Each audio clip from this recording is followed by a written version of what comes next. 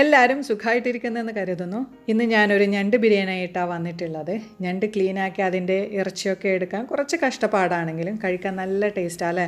അപ്പോൾ ഞണ്ട് പ്രേമികളായ ബിരിയാണി ഇഷ്ടമുള്ളവർക്ക് ഇതെങ്ങനെയാണ് ഉണ്ടാക്കുന്നതെന്ന് നോക്കാം.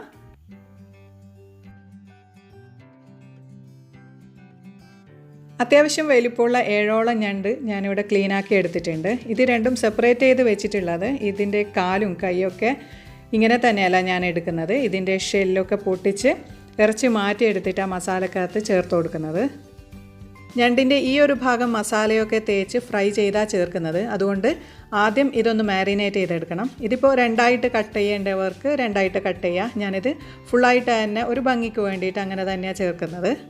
മസാല ഞാനിവിടെ ഉണ്ടാക്കി വെച്ചിട്ടുണ്ട്. 2 ടീസ്പൂൺ കാശ്മീരി ചില്ലി പൗഡറും 1/2 ടീസ്പൂൺ മല്ലിപ്പൊടി, 1/4 ടീസ്പൂൺ മഞ്ഞൾപ്പൊടി, 1/4 ടീസ്പൂൺ ഗരം മസാല, ആവശ്യത്തിനുള്ള ഉപ്പ്, 1 ടീസ്പൂൺ ഇഞ്ചിയും വെളുത്തുള്ളിയും പേസ്റ്റ്, 1 ടീസ്പൂൺ ലെമൺ ജ്യൂസ് ഇതെല്ലാം ചേർത്ത് നന്നായിട്ട് യോജിപ്പിച്ചെടുത്തിട്ടുണ്ട്. ഇനി ഈ ഞണ്ട് ഇതിനകത്ത് നന്നായിട്ട് മസാലയൊക്കെ പിടിക്കുന്ന രീതിയിൽ യോജിപ്പിച്ചെടുക്കണം. ഇതൊരു അരമണിക്കൂർ മസാലയൊക്കെ പിടിക്കാനായിട്ട് മാറ്റി വെക്കണം. ഈ സമയം ഇച്ചിരി കഷ്ടപ്പാടും ക്ഷമയുടെ നെല്ലിപ്പലകയൊക്കെ ഇളക്കി മറിക്കുന്ന ഒരു പണി കൂടിയുണ്ട്. ഞണ്ടിൻ്റെ കാലിലെയും കയ്യിലെയും ഇറച്ചിയൊക്കെ മാറ്റിയെടുക്കുന്ന പണി. നിങ്ങൾക്ക് ഇങ്ങനെ ചെയ്തെടുക്കാൻ താല്പര്യമില്ലെങ്കിൽ ഇതങ്ങനെ തന്നെ മസാല ഉണ്ടാക്കുമ്പോൾ ഇട്ടാൽ മതി. ഒന്നുകിൽ ഇതുപോലെ ഇതിൻ്റെ ഷെല്ല് കുത്തിപ്പൊട്ടിച്ച് ഇറച്ചി മാറ്റിയെടുക്കുക, അല്ലെങ്കിൽ കത്രിക ഉപയോഗിച്ച് കട്ട് ചെയ്തെടുക്കുക. കൈമുറിയാതെ സൂക്ഷിച്ച് വേണം കട്ട് ചെയ്തെടുക്കാൻ. സൂക്ഷിച്ച് ചെയ്തിട്ടില്ലെങ്കിൽ എന്തായാലും 1-2 മുറിവ് നമ്മളെ പോലെയുള്ളവർക്ക് കിട്ടും. കത്രിക കൊണ്ടാകുമ്പോൾ നീളത്തിലൊന്ന് കട്ട് ചെയ്ത ശേഷം കൈകൊണ്ട് ശ്രദ്ധിച്ച് പൊളിച്ചെടുത്താൽ ചതഞ്ഞൊന്നും പോകാതെ നീറ്റായിട്ട് തന്നെ ഇതുപോലെ ഇറച്ചിയെടുക്കാൻ കഴിയും. കുത്തിയെടുക്കുമ്പോൾ ഷെല്ലിൻ്റെ പൊട്ടിയ ചെറിയ പീസൊക്കെ ഉണ്ടാവില്ല, അതൊക്കെ ഇറച്ചീൻ്റെ കൂടെ ഉണ്ടാവും. കത്രിക ഉണ്ടാകുമ്പം ആ ഒരു പ്രശ്നമൊന്നുമില്ല, ഈസി ആയിട്ട് തന്നെ കിട്ടുകയും ചെയ്യും. ഇനി ഇതും അങ്ങനെ ചെയ്തെടുക്കാം. ഇതും അത്യാവശ്യം വലുപ്പമുള്ള ഞണ്ടായതുകൊണ്ട് ഇതിനകത്തൊക്കെ നല്ല ഇറച്ചിയുണ്ട്, എടുക്കാൻ നല്ല ഈസി ആയിട്ട് പറ്റുന്നുണ്ട്. ഇതിപ്പോൾ കണ്ടില്ല, ഇതിനകത്ത് തന്നെ എനിക്ക് ഇത്രയും കഷ്ണങ്ങൾ കിട്ടിയിട്ടുണ്ട്. അതുപോലെ ഇതിൻ്റെ കുഞ്ഞു കുഞ്ഞു ഭാഗത്തിലെ ഇറച്ചി കൂടി ഒന്നുകിൽ ഇതുപോലെ കത്രിക കൊണ്ട് ചെയ്തെടുക്കാം. ഇതും ഇച്ചിരി പാടാണ്. ഇതിനേക്കാളും ഈസി ആയിട്ട് ചെയ്യാനായിട്ട് കൈ കൊണ്ട് പ്രസ് ചെയ്തെടുത്താൽ ഇറച്ചി പുറത്തേക്ക് വന്നോളും.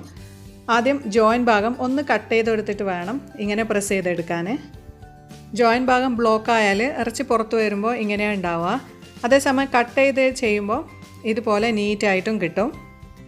ഇതിൻ്റെ ഇറച്ചി ഫുള്ളും ഇതുപോലെ എടുത്ത ശേഷം കഴുകി ഒരു അരിപ്പയിലിട്ട് വെള്ളം കളയാൻ വെക്കണം. ഈ സമയം മാരിനേറ്റ് ചെയ്ത് വെച്ച ഞണ്ട് ഫ്രൈ ചെയ്തെടുക്കുക.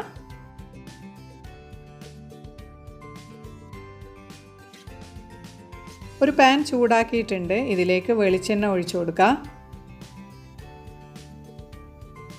ഇനി എടുത്തു വെച്ചിട്ടുള്ള ഞണ്ട് ഓരോന്നും ഇതിനകത്തിട്ട് ഫ്രൈ ചെയ്തെടുക്കുക.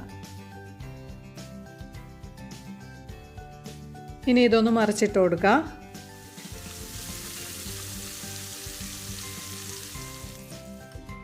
ഫ്രൈ ആയി വന്നിട്ടുണ്ട്. ഇനി ഇത് എണ്ണയിൽ നിന്ന് എടുത്തു മാറ്റിയിട്ട് മസാല ഉണ്ടാക്കിയെടുക്കുക.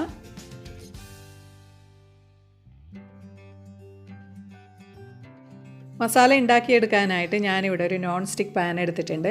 ഞണ്ട് ഫ്രൈ ചെയ്തെടുത്ത വെളിച്ചെണ്ണ ഇത്രയും ബാക്കിയുണ്ട്, ഇതിലേക്ക് ഒഴിച്ചു കൊടുക്കുക. ഇത്രയും വെളിച്ചെണ്ണ പോരാ, അതുകൊണ്ട് കുറച്ചുകൂടി വെളിച്ചെണ്ണ ഒഴിച്ചു കൊടുക്കുന്നുണ്ട്. ഇനി ഇതിലേക്ക് 2 ടേബിൾ സ്പൂൺ ഇഞ്ചിയും വെളുത്തുള്ളിയും പച്ചമുളകും ചതച്ചത്.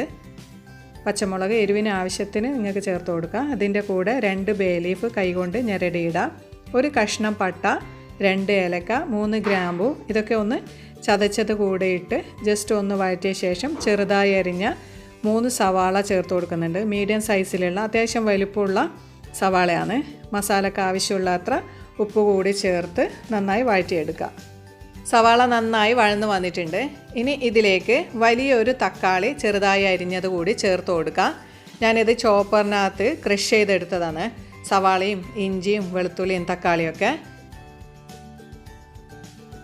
എല്ലാം നന്നായി വഴന്ന് വന്നിട്ടുണ്ട്. എണ്ണയൊക്കെ തെളിഞ്ഞ് വന്ന് ഇനി ഇതിനകത്തോട്ട് പൊടികളൊക്കെ ചേർത്ത് കൊടുക്കുക. മുളക് പൊടി ഞാൻ ഇതിനകത്ത് ചേർക്കുന്നില്ല, വേണ്ടവർക്ക് ചേർക്കാം. 1/4 ടീസ്പൂൺ മഞ്ഞൾപ്പൊടി, 1.5 മുതൽ 2 ടീസ്പൂൺ വരെ മല്ലിപ്പൊടി, കുറച്ച് മല്ലിയിലയും പുതിനയും അരിഞ്ഞത് കൂടി ചേർത്ത് കുറച്ചൊന്ന് വഴറ്റി കൊടുക്കുക. കഴുകി സ്ട്രെയിൻ ചെയ്തെടുത്ത ഞണ്ടിൻ്റെ ഇറച്ചി 1 കപ്പോളം കിട്ടിയിട്ടുണ്ട്. ഇതുകൂടെ ഇതിനകത്തിട്ട് കൊടുക്കുക. ഇതിൻ്റെ കൂടെ തന്നെ 1 ടീസ്പൂൺ ലെമൺ ജ്യൂസ് അല്ലെങ്കിൽ നിങ്ങളുടെ ടേസ്റ്റ് അനുസരിച്ചിട്ട് ചേർത്ത് കൊടുക്കുക. ഇതൊന്ന് വഴറ്റിയ ശേഷം തൈര് കൂടി ചേർക്കുന്നുണ്ട്. ഞണ്ടിൻ്റെ കളർ വൈറ്റ് ആവുന്നവരെ ഒന്ന് വഴറ്റിയെടുക്കുക. ഇതിപ്പോൾ കളറൊക്കെ മാറി ഇറച്ചി പൊടിഞ്ഞ് മസാലയായിട്ട് നന്നായി മിക്സായി വന്നിട്ടുണ്ട്. ഇനി ഇതിലേക്ക് തൈര് ചേർത്ത് കൊടുക്കുക. ഒരു 5 ടേബിൾ സ്പൂണോളം തൈര് ചേർക്കുന്നുണ്ട്. കട്ടയൊക്കെ നീക്കിയ ശേഷം ഇതിൽ ചേർത്ത് ഇളക്കി കൊടുക്കുക. 1 ടീസ്പൂൺ കുരുമുളക് പൊടി കൂടുതലായിട്ട് വേണ്ടവർക്ക് കൂടുതൽ ചേർത്ത് കൊടുക്കുക. ഇനി ഇത് നന്നായി ഇളക്കിയ ശേഷം അടച്ച് വെച്ച് വേവിക്കുക. ഇപ്പോൾ മസാല റെഡി ആയിട്ടുണ്ട്. കുറച്ച് മല്ലിയിലയും പുതിനയും ഗരം മസാലയും കൂടി ചേർത്ത് അടച്ച് വെച്ച് ബിരിയാണിക്ക് വേണ്ട ചോറുണ്ടാക്കിയെടുക്കുക.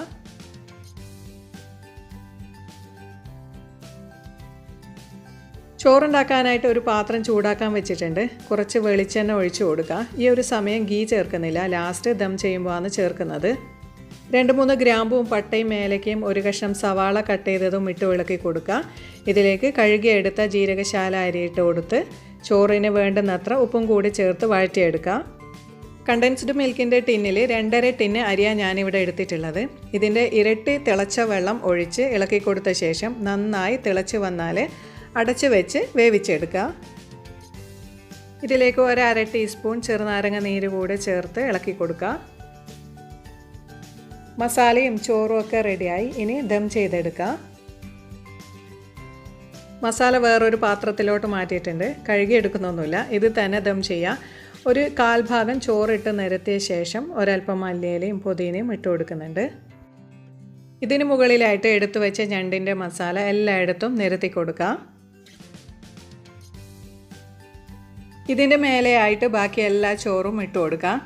ഈ ഒരു സമയത്താണ് ഞാൻ ഗീ ഒഴിച്ചു കൊടുക്കുന്നത്. എത്ര വേണ്ടെന്ന് നോക്കിയിട്ട് ഇട്ട് കൊടുക്കുക. ഒരു 2 ടേബിൾ സ്പൂണോളം ഇട്ട് കൊടുക്കുന്നുണ്ട്.